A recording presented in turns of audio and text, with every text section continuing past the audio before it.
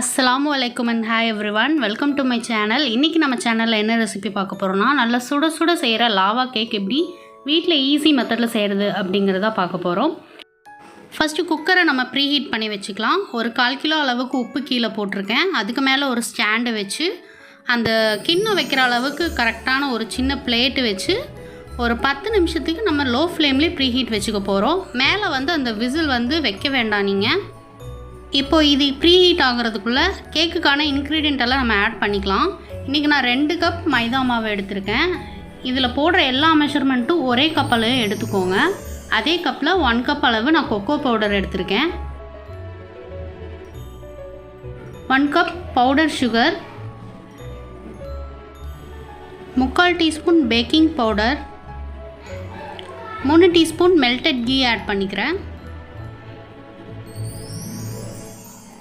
1 teaspoon vanilla essence, 1 pinch salt ஆட் பண்ணிக்கிறேன். இன்னைக்கு நான் 2 கப் பால் எடுத்துர்க்கேன். இந்த பால் கொஞ்சம் கொஞ்சமா ஆட் பண்ணி ஒரு நல்ல கேக் பேட்டரா நம்ம mix பண்ணி எடுத்துக்கலாம்.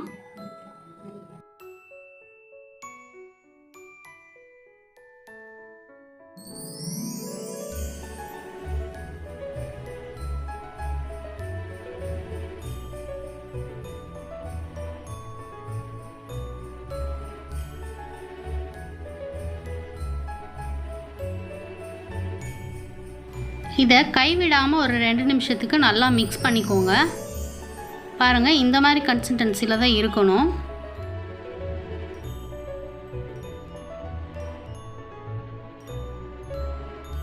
நான் இன்றைக்கி இந்த கிண்ணத்தில் தான் நான் கேக் செய்ய போகிறேன். என்கிட்ட சின்ன கிண்ணம் இல்லை. உங்கள்கிட்ட சின்ன கிண்ணம் இருந்துச்சுன்னா நீங்கள் அதைவே யூஸ் பண்ணிக்கோங்க. இது ஃபுல்லாக பட்டர் தடவிக்கலாம். எல்லா இடத்துலையும் ஈவனாக ஸ்ப்ரெட் ஆகிற மாதிரி பட்டன் ஃபுல்லாக தடவிக்கோங்க.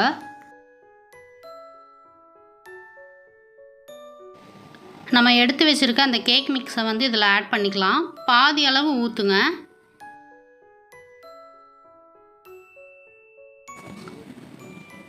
இன்றைக்கி நான் டார்க் சாக்லேட் வந்து ஆட் பண்ணிக்க போகிறேன்.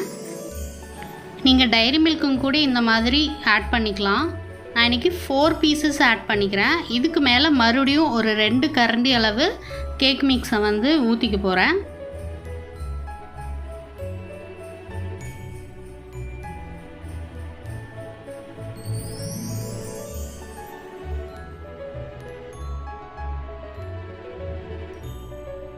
கேக் மிக்ஸ் ஊற்றுனதுக்கப்புறம் கிண்ணத்தை இந்த மாதிரி 4 தடவை கீழே தட்டிக்கோங்க. அப்போ தான் ஈவனாக எல்லா இடத்துலையும் கேக் மிக்ஸ் வந்து ஸ்ப்ரெட் ஆகிருக்கும்.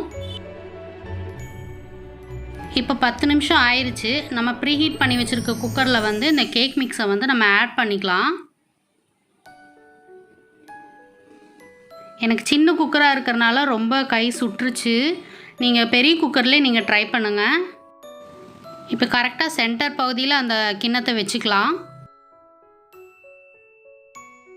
இதை க்ளோஸ் பண்ணி ஒரு 25 நிமிஷத்துக்கு லோ ஃப்ளேம்லேயே வச்சுக்கலாம். இப்போ 25 நிமிஷம் ஆயிடுச்சு. இப்போ கேக் ரெடி ஆயிருக்கான்னு நம்ம செக் பண்ணிக்கலாம்.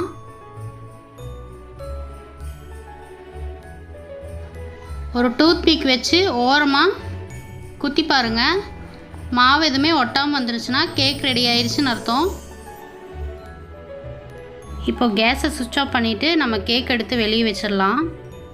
எனக்கு ரொம்ப சின்ன குக்கராக இருக்கிறனால எடுக்கிறதுக்கே ரொம்ப கஷ்டமாயிருச்சு. ரொம்ப ஹீட்டாக இருந்துச்சு குக்கரு.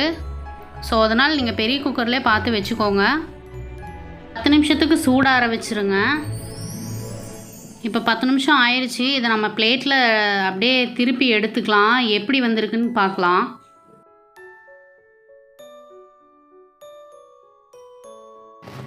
கேக் ரொம்ப சூப்பராக வந்திருக்கு. உள்ளே எப்படி சாக்லேட் மெல்ட் ஆகிருக்குன்னு கட் பண்ணி பார்க்கலாம்.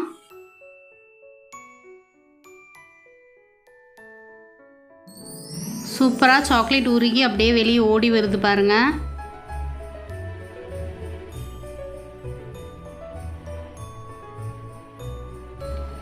உண்மையிலே ரொம்ப சூப்பராக வந்திருக்கு லாவா கேக்கு.